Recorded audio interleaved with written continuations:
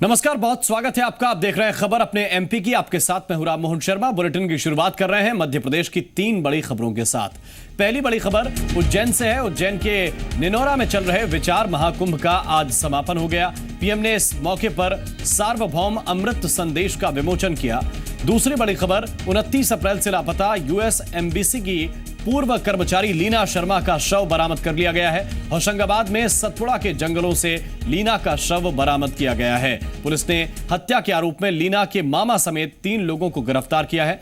और तीसरी बड़ी खबर है भिंड से। भिंड में एक ही परिवार के 4 नाबालिगों समेत 5 लोगों की हत्या से सनसनी मची हुई है। यह घटना भिंड के फूप थाना क्षेत्र के गढ़ा गांव की है।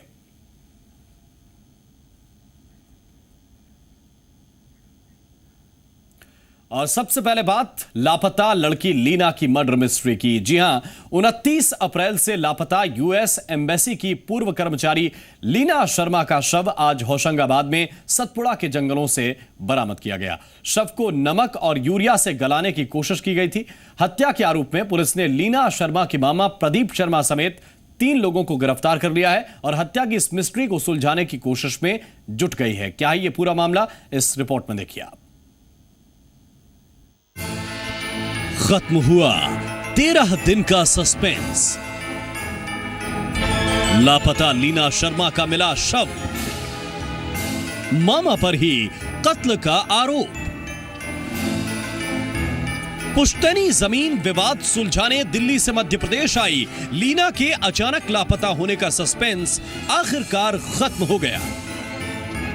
लीना के गुम होने के 13 दिन बाद खुलासा हो गया कि लीना अब इस दुनिया में है ही नहीं, उसकी हत्या हो चुकी है। हम लोगों की कोशिश ये थी कि हमारी दोस्त हमें मिल जाए, पर अब वो हमारे बीच नहीं है। और 13 दिन के बाद सोहागपुर की पुलिस जो है उसने कुछ 2 लोगों को भी गिरफ्तार किया है। लीना का शव होशंगाबाद में सतपुड़ा के जंगल से बरामद किया गया। हत्यारों ने हत्या के बाद लीना के शव को एक नाले में रखकर उसे नमक और यूरिया से दबा दिया था ताकि शव जल्द से जल्द गल जाए। लीना की हत्या का आरोप उसी के सगे मामा प्रदीप शर्मा पर लगा है। हत्या जमीन विवाद को लेकर ही हुई है। बकौल पुलिस होशंगाबाद के सुहागपुर इलाके में जहां लीना की जमीन थी, वहीं जमीन में फेंसिंग का काम करवाते वक्त बीती 29 अप्रैल की सुबह लीना की हत्या हुई। हत्याकांड के वक्त मौके पर लीना का मामा प्रदीप शर्मा, उसका नौकर गोरेलाल और एक अन्य शख्स शामिल था। पुलिस के मुताबिक लीना जब मौके पर जमीन पर फेंसिंग करवा रही थी, तभी वहां उसके मामा प्रदीप शर्मा आए और दोनों के बीच कुछ विवाद हुआ। पुलिस की माने तो लीना को उस वक्त गुस्सा आया और उसने प्रदीप को पकड़ लिया। इस पर प्रदीप के नौकर गोरेलाल ने लीना के सिर पर जोर से एक डंडा मारा। लीना की वहीं मौत हो गई। इसके बाद गोरेलाल और एक अन्य नौकर राजेंद्र लीना का शव जंगल में ले गए। लीना के कपड़े जला दिए और शव को नाले में गाड़ दिया। पुलिस ने तीनों आरोपियों को गिरफ्तार कर लिया है। दिल्ली के वसंत कुंज इलाके में रहने वाली लीना बीती 28 अप्रैल को भोपाल आई थी। भोपाल में अपनी दोस्त के यहां रुकने के 1 दिन बाद वो होशंगाबाद के सुहागपुर के लिए निकली थी, जहां उसे अपनी जमीन का विवाद सुलझाना था। लेकिन उसके बाद वो अचानक लापता हो गई। लीना के दोस्तों ने उससे संपर्क करने की कोशिश की, लेकिन उसके दोनों मोबाइल फोन स्विच ऑफ आ रहे थे। इसके बाद लीना के दोस्तों ने लीना के रिश्तेदारों से संपर्क करने के साथ साथ फेसबुक पर भी लीना को तलाशने की मुहिम छेड़ी थी। और वहाँ जाके उसने पूरा अपना डिमार्केशन वगैरह करवाया था, बाउंड्री कर रही थी, पर फ्राइडे मॉर्निंग से उसका फ़ोन स्विच ऑफ था, which is not normal for her. उसके 2 सेल हैं, दोनों एकदम से स्विच ऑफ हुए। लीना के दोस्तों ने शुरू से ही इस मामले में लीना के मामा और उसकी बड़ी बहन पर शक जताया था। दोस्तों ने होशंगाबाद पुलिस को भी अलर्ट किया था।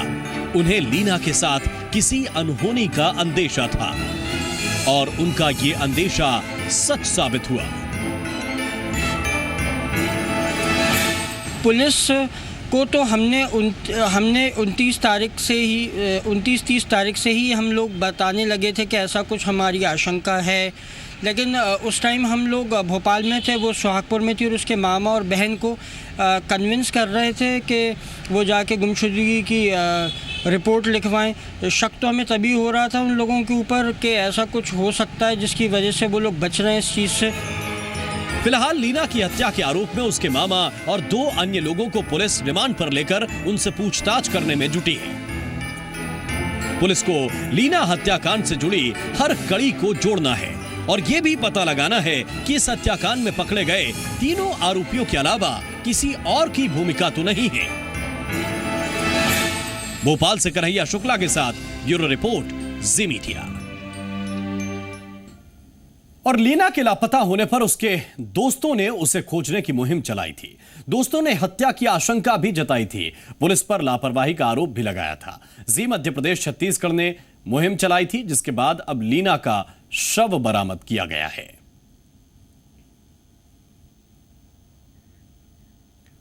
ये 2 तस्वीरें हम आपको दिखा रहे हैं। 29 अप्रैल को लीना लापता हुई थी। इसके बाद से उसकी कोई जानकारी नहीं थी। उसके दोनों फोन नंबर भी बंद जा रहे थे और इसी के बाद उसके ढूंढने का सिलसिला उसके दोस्तों ने शुरू किया। फेसबुक पर उसकी तस्वीरें डाली गईं, लेकिन पुलिस पर यह आरोप है कि पुलिस की तरफ से इस मामले में तेजी नहीं दिखाई गई और अब जाकर डेड बॉडी बरामद हुई है होशंगाबाद में।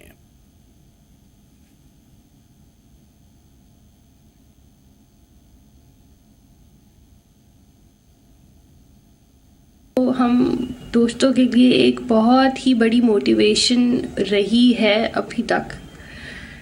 जब इतनी साहसी लड़की के साथ ऐसा हो सकता है तो बाकी लड़कियों के लिए ये एक बहुत बड़ी वार्निंग है। हम सब खतरे में हो सकते हैं कभी ना कभी।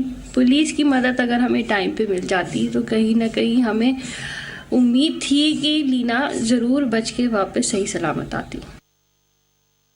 पुलिस से हमारा ये निवेदन है कि टीआई को और जो वहाँ का एसपी उसे सस्पेंड किया जाए और ताकि जनता को पता चले कि पुलिस भी हम लोगों के बीच है, क्योंकि अगर ऐसे पुलिस वाले पुलिस की बागडोर अपने हाथ में रखेंगे तो ऐसी बहुत सारी लीनाओं की घटना हो चुकी है। एक और लीना की घटना हुई है और आगे भी चल के ऐसी बहुत सारी लीना हो सकती हैं। और भिंड में एक ही परिवार के 4 नाबालिगों समेत 5 लोगों की हत्या से सनसनी मची हुई है। यह घटना भिंड के फूप थाना क्षेत्र के गढ़ा गांव की है। रामबाबू शुक्ला नाम के व्यक्ति अपने परिवार के साथ रहते थे। घर की बहू, 3 बेटियों और 1 बेटे की हत्या के बाद दरवाजे पर ताला लगा दिया गया था। जिस महिला की हत्या हुई वो विधवा थी और बच्चों को पढ़ाकर गुजारा करती थी। पुलिस को शक है कि जिस तरह से वारदात को अंजाम दिया गया उसमें शुक्ला परिवार का कोई करीबी ही शामिल हो सकता है। वहीं रीना शुक्ला के रिश्तेदार नाबालिग लड़कियों के साथ हत्या से पहले रेप की आशंका भी जता रहे हैं। घटना की सूचना मिलने पर बीजेपी विधायक नरेंद्र सिंह कुशवाहा और चंबल रेंज के आईजी उमेश जोगा मौके पर पहुंचे और फरार आरोपियों को पकड़ने के लिए जरूरी निर्देश दिए। पुलिस मामला दर्ज कर हत्यारों की तलाश में जुटी है। बाहर के साथ छत पे गेट खुला हुआ तो देख लेंगे, वो सो रही हैं कहीं गई हैं। तो मैंने उधर से सही उठा के इसमें टेढ़ा करके गेट खोला, अंदर डाल के गेट खोला। गेट खोल के मैं कहीं वहाँ तक गया बाथरूम तक। वो देख के मैं डर के मारे भाज की दादी खोल दी। लड़का तो बांधा हुआ है जी जी जी, बासा बंधा हुआ, कपड़ा से बंधा हुआ है, पाए बंधे हैं जी। और जैसे छेड़ाखानी भई है मोड़ी के हाथ में, जैसे खरमटा मरमटा है जी जी जी जी भाई साहब। तो क्या नियत रही होगी लुटेरों की या जो भी है? जो को हुई हो, मतलब इनकी नियत यही है कि लूटवे का जो है, मतलब पहले तो मारो, मोड़ा मारो हो, पहले तो बांध के डालो जी जी जी, फिर बहन को मारो है जी। और जो है सो जान पहचान वाले हैं जी। काहे तो बच्चे ने देख ला, बच्ची छोटी छोटी या नहीं, बच्ची मारियो का मतलब।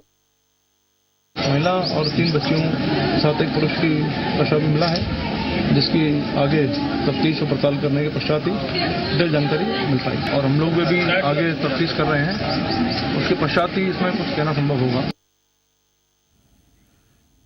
और ग्वालियर के नारी निकेतन में नाबालिग लड़की के मर्डर के मामले में महिला एवं बाल विकास विभाग की जांच टीम ने सीधे तौर पर नारी निकेतन प्रबंधन को ही दोषी माना है। इसके साथ ही डरी सहमी बालिकाओं की काउंसलिंग के लिए दिल्ली से मनोचिकित्सकों की टीम को भी बुलाया जा रहा है।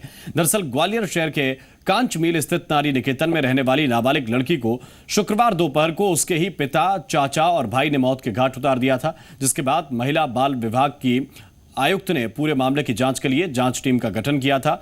जांच टीम ने शुरुआती तौर पर माना कि जब लड़की अपनी मां के अलावा किसी और से मिलना नहीं चाहती थी तो उसके पिता, भाई और चाचा को मिलने की इजाजत आखिर कैसे दी गई। साथ ही जब इस जघन्य वारदात को अंजाम दिया जा रहा था तब नारी निकेतन के गार्ड कहां थे। दिन दहाड़े घटी इस घटना से नारी निकेतन में रहने वाली बालिकाएं दहशत में हैं। कोशिश कर रहे हैं कि इस संस्था के द्वारा कहां पर इसमें खामियां रहीं का जांच टीम बनाई है, जिसको मैंने ही बनाया है बेसिकली। उसमें उप संचालक हैं जिनका नाम है रेखा अग्रवाल, और जिला महिला सशक्तिकरण है शालीन शर्मा, और एक हमारी जो नारी निकेतन है उसकी अधीक्षिका है सोनम जैन। इनको आज कहा गया है कि ये सभी बिंदुओं का जो यहाँ पर जो भी लापरवाही हुई है उसको लेकर सभी बिंदुओं की जांच करें और शाम तक आज रिपोर्ट प्रस्तुत करें। ऐसा बिल्कुल नहीं होगा। मैं आपको बिल्कुल आश्वस्त करता हूं कि घटना में जो भी दोषी होगा उसके खिलाफ कठिन से कठिन कार्रवाई की जाएगी।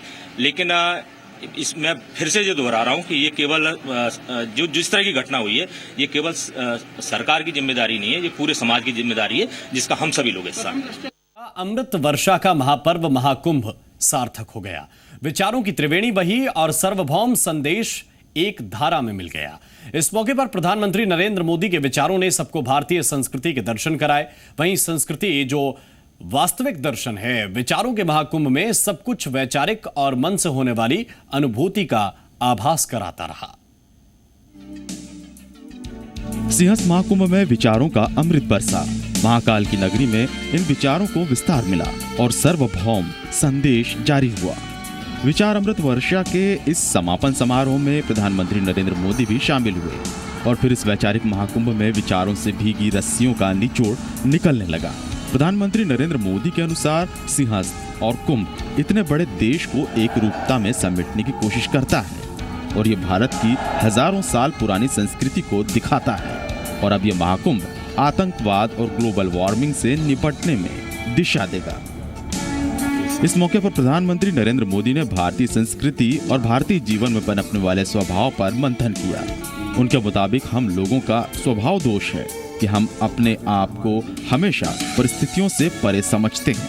हम आत्मा के अमृतत्व से जुड़े लोग हैं। इस कारण हमारी सोच न हमें काल से बांधती है न ही डराती है। और वास्तविक महाकुंभ यही है जहाँ विचारों का मंथन होता है। इस तरह के आयोजन से प्रतीत होता है कि भारत को एक जगह समेटने की कोशिश होती है। मैं अपने तरीके से जब सोचता हूं तो मुझे लगता है कि कुंभ का मेला वैसे 12 साल में एक बार होता है और नासिक हो, उज्जैन हो, हरिद्वार हो, वहां 3 साल में एक बार होता है। प्रयागराज में 12 साल में एक बार होता है। उस कालखंड को हम देखें तो मुझे लगता है कि एक प्रकार से ये विशाल भारत को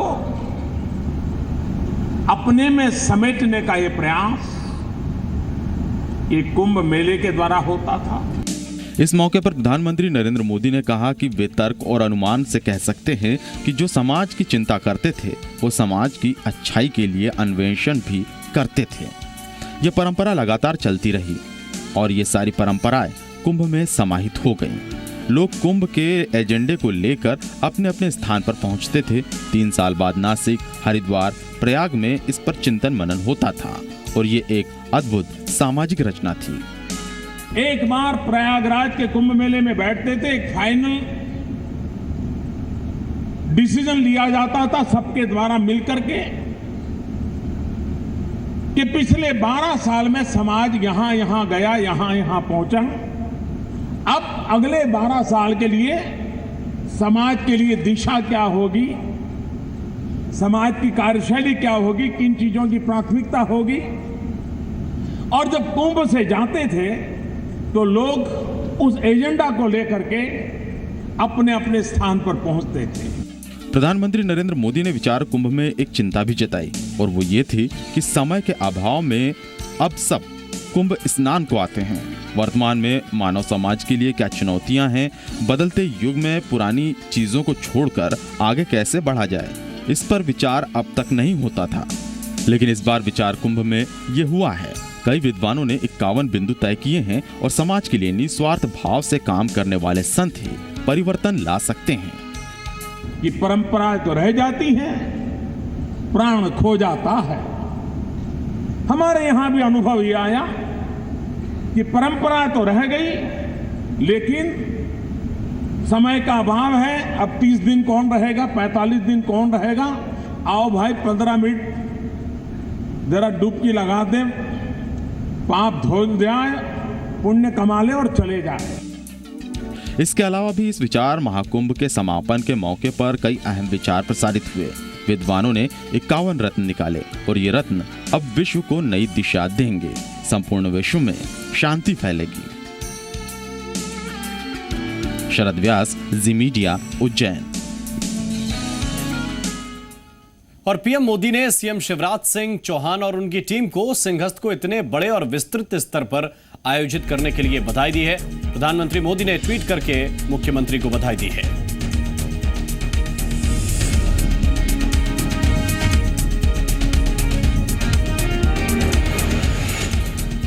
और इसी के साथ खबर अपने एमपी के बस इतना ही।